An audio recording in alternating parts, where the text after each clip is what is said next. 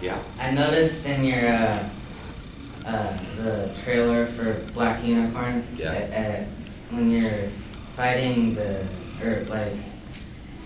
you said you used to play with the flute flute in high school. Yeah. That was Aaron's line. I was like, "You really want me to say that, dude?" He's like, "Yeah." It was actually kind of funny. Are you a music fan? But no one played the flute in high school. Yeah. It's a good project. We're working on a few other serious projects, but it's a good project. Everything I work on, I try to have fun. I mean, I'm really hoping, like, you know how they have the celebrity wife swapping TV. I'm really close on getting it, man. Like, I gotta answer all these questions, and oh my God, whoever gets Tammy and Jenna's gonna be a nightmare. What family I get, I'm gonna be like, oh my God. Get Gene Simmons family. How do they feel about that? I just said Tammy that she's skydiving right now, and she's doing a world record, and I just told her, I said, hey, you gotta answer all these questions, and there was a ton of them, like, you know, how does Tammy do, and how does Jenna get away with stuff, and I'm just like, sin, you know, but so it's fun too. But we'll see. I mean, I think she thinks it's fun, you know, but go ahead. Okay, so I just gotta ask for my own personal life, what is the most significant hurdle you had to overcome, and would you change having to overcome it?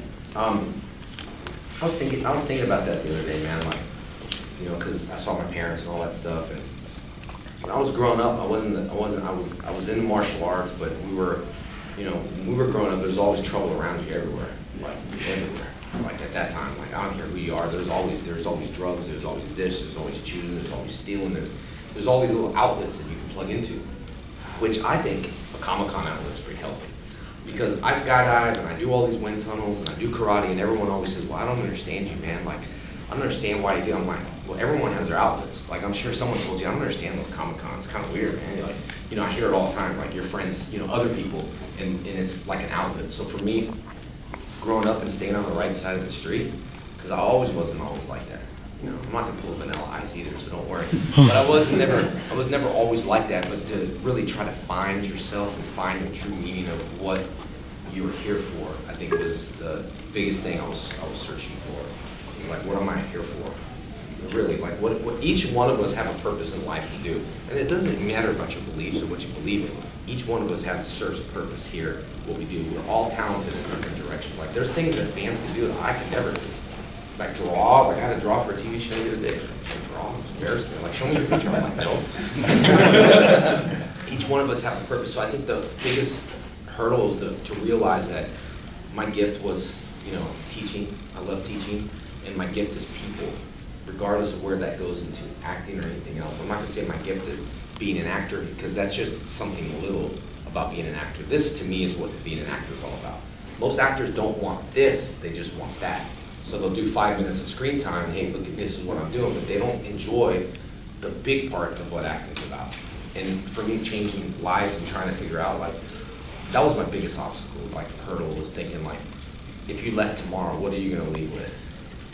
Are you gonna leave your wife, your girlfriend, your mom and dad with just a miss? Are they, you know, is stuff when you die and everyone finds out you're doing all this crappy stuff, so then you become a legend, but then you die and you're doing this and you're doing that. And so I was like thinking, man, what if I didn't live tomorrow because I knew all these dangerous things? What would I leave behind? And that's what I want to leave, more of a legacy behind, something that's more track of who I am, not just what people say I'm on Instagram or what people say I'm on camera, but truly the people that know me can vouch for who I am and what I do, not the other people that say you are. Because all the other people that say you're not this and that, that's the outside circle. They all get along, they create a little hater group. I'm talking about the inside people. The people that Tammy can go, you do have a big heart. You're a jerk sometimes. You scream and you cuss a little at home, right? We all have those things, but ultimately, like, who you really are, that's what's important. That's why I like with the Jesus and Tap and all that stuff. I think people can relate to me, because I'm not here just to jam things. I'm not perfect. No one is. When you say someone's perfect and go to, you know, to be a Christian and all that stuff, I am, but I'm not perfect like that. We all make mistakes, and I think that's what best about it. God hung out with the crooks. You know, he didn't run from them and hang out with the goodly people and not talk to the badly people. I was struggling in life, so I was trying to figure out, like, you know, it's a tough thing. You're on TV, everyone sees you all the time, so how could I be fake 24/7, because when they say I'm on camera all the time. So if I was that big, I'm probably cracking not being here no more. We all have this, we all go through ups and downs, but this is my release.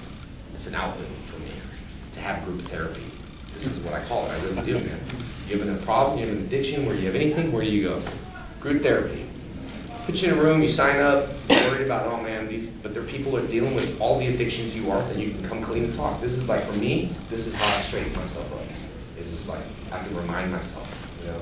I think that's what's important. I know that's not the very long answer to your question, but I was just thinking about that the other day. I've overcome a lot, and I think my mom is more proud to see me like this than when I was growing up as a teenager, wondering, could he get into this? Because that's the biggest fear as a parent, like wondering, what if my child got involved in that? You know, so, and raising kids is not easy. Jen's a handful. Yeah. If she sees the video, she's like, kill. We all know, you know, when you first got into MMPR, you know, it was just kind of meant to be like, you know, just a short thing, Yeah. you know, with being Tommy and the Green Ranger.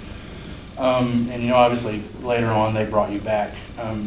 Is that something that, you know, when you approached it, it was like, you know, I'm just going to do this for, you know, a short time and then move on? How did you feel when they were like, you know, people loved you, we want you to come back, and then, you know, even now, you know, you're still involved in it. Is it something that, like, it became overwhelming for a while? Did you kind of resent it? No, I never got overwhelmed, nor I never resented it, and then there's a lot of people that have, I haven't. And I know everything here in my mind, that I will just never, like, people always, you got issues, like, I hear everything, and I remember everything.